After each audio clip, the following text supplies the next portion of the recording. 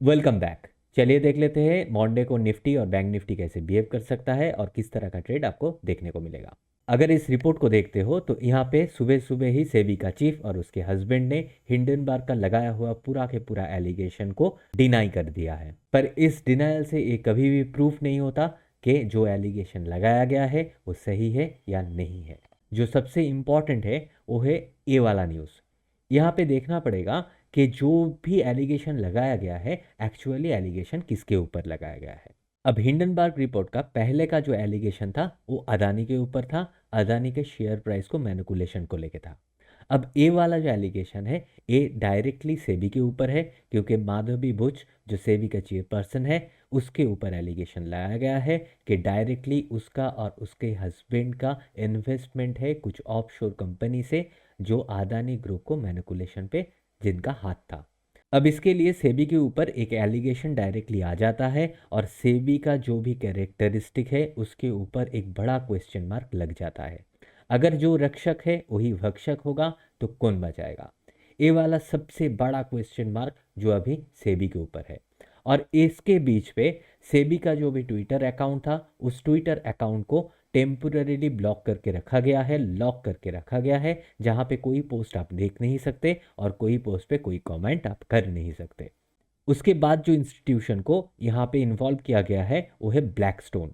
अब ब्लैकस्टोन कौन है? ब्लैकस्टोन एक इंस्टीट्यूशन है जो इन्वेस्टर को अच्छा कंपनी सजेस्ट करता है और कंपनियों को इन्वेस्टर ढूंढ के देता है। और ये ब्लैकस्टोन पूरा के पूरा वर्ल्ड में बेस करके काम करता है। अब बोला जा रहा है कि मिस्टर बुच का कोई भी फिनेंशियल एक्सपीरियंस नहीं है कि वो जाके सीधा ब्लैकस्टोन पे फिनेंशियल एडवाइज़र का काम करना शुरू कर दे। पर उनको क्यों यहाँ पे ब्लैकस्टोन रिक्रूट किया था? और इसके बारे में ऐसा ही बोला जा रहा है कि कुछ बेनिफिट सेबी के चीफ होने के नाते उसके वाइफ से ब्लैकस्टोन को डायरेक्टली मिल रहा था और इसके लिए उनके हस्बैंड को यहाँ पे रिक्रूट किया गया था। अब समझ सकते हो हर एक इम्पॉर्टेंट पर्सन को, हर एक इम्पॉर्टेंट इंस्टीट्यूशन को यहाँ पे खींचा गया है। तो ये मामला लंबा खींचने वाला है, ऐसा नहीं है कि तुरंत ही दूध का दूध और पानी का पानी हो जाएगा। अब मार्केट पे इस न्यूज़ का क्या असर होगा वो तो आने वाले दिन पे ही देखा जाएगा। पर हम लोगों के पास एक ही चीज़ है जो है प्राइस एक्शन और टेक्निकल एनालिसिस। हम टेक्निकल एनालिसिस को देखते हुए करते हुए ये प्लान कर सकते हैं कि आने वाले मॉन्डे को कैसे ट्रेड मिलेगा, किस तरीके से मार्केट बिहेव करेगा, किस तरीके का डिसीजन हम लोगों को लेना है।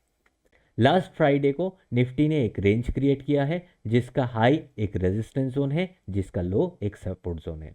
अब मॉन्डे के दिन पे अगर आपको दिख जाए यहाँ से एक रेड कैंडल बना के इस सपोर्ट जोन को ब्रेक करके मार्केट नीचे आना स्टार्ट किया है फ्लैट ओपन के बाद, तो यहाँ पे रिटेस्ट करके बिल्कुल नीचे आ सकता है। अगर मार्केट को ऊपर जाना है तो इस रेजिस्टेंस जोन को पहले ही ब्रेक करना पड़ेगा, उसके बाद प्राइस एक्शन बना के फिर से ऊपर निकलना शुरू करे तो ऊपर का मूव आपको दिखने को मिल सकता है। अगर इस एरिया के अंदर घूमता हुआ मार्केट आपको दिख जाए तो यहाँ पे ट्रेड को अवॉइड कीजिएगा, क्योंकि यहाँ पे ट्रेडिंग डिसीजन लेना बहुत ही मुश्किल होने वाला है। अब 24,178 को ज़रूर मार्क कर लीजिएगा। ए वाला एरिया एक सपोर्ट और एक रेजिस्टेंस है।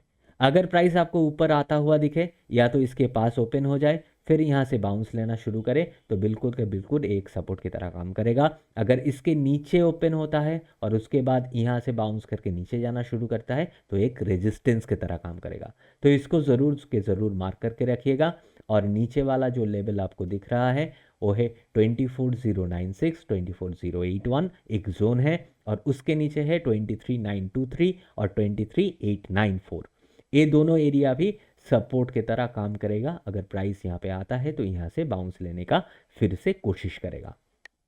अगर बैंक निफ्टी को देखा जाए, बैंक निफ्टी भी निफ्टी के तरह ही एक रेंज के अंदर है, जिसका प्रीवियस डे का जो हाई है इसको ज़रूर मार्क कर लीजिए, एक रेजिस्टेंस की तरह काम करेगा। नीचे जो आप सपोर्ट देख रहे हो अगर इसके अंदर मार्केट आपको घूमता हुआ दिखे तो ट्रेड को अवॉइड कीजिए। जब तक इसके ऊपर ब्रेकआउट या तो इसके नीचे ब्रेकडाउन नहीं मिलता एक ऑप्शन बायर के लिए ट्रेडिंग करना दिक्कतदायी हो सकता है।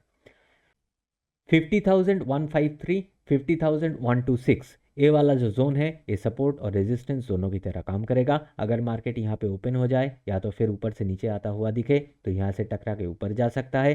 अगर नीचे ओपन होके ऊपर आता हुआ दिखे या प्राइस नीचे से ऊपर आता हुआ दिखे, यहाँ से टकरा के फिर से नीचे जा सकता है। लास्ट फ्राइडे को आप 330 के हिसाब से ट्रेड करते तो कहाँ पे ट्रेड मिलता और कैसे आप ट्रेड कर सकते थे।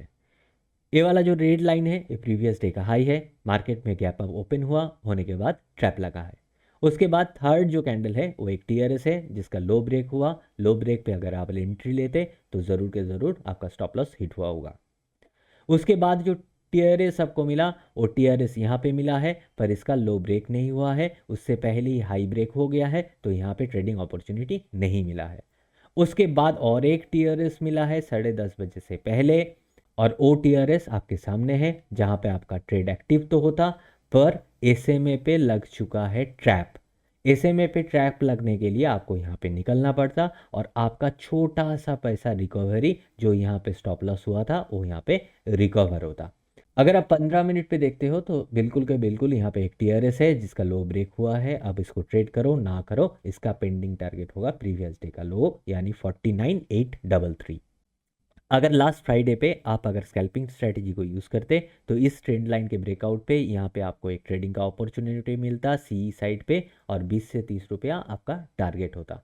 तो इस हिसाब से यहाँ पे आपको प्रॉफिट होता। और मॉर्निंग का ट्रेड जो मैं टेलीग्राम पे शेयर करता हूँ, मेरा व्यू शेयर करता हूँ, वहाँ पे मैंने टेलीग्राम पे शेयर किया था कि मेरा व्यू सी साइड है, ऊपर वाला ट्रेड का अपॉर्चुनिटी मैं ढूंढूंगा, नीचे वाला ट्रेड का अपॉर्चुनिटी मैं नहीं लूँगा।